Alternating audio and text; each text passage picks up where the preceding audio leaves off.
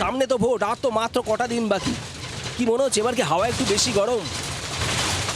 হাওয়া বদল হওয়া উচিত মনে হয়।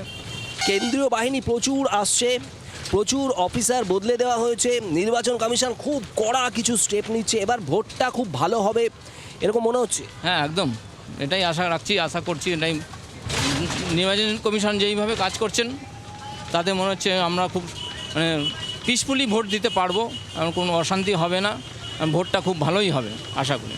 দাদা, বীরভূমে 11টা সিট আছে, বিজেপি কটা পাবে বলে মনে হয়? বিজেপি 11-11ই পাবে। কি বলছেন? বিজেপি পাবে 11-11ই পাবে। কি মনে হচ্ছে এবারে ভোটের হাওয়া কি খুব গরম? হ্যাঁ, হাওয়া গরম। মানে ভোট ঠিকঠাক হবে?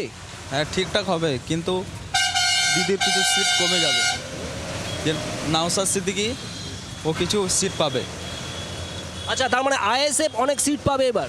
হ্যাঁ, শিওর পাবে। চারিদিকে যা দেখছি ও এবার বেশি সিট পাবে, আর মমতার কিছু কমে যাবে।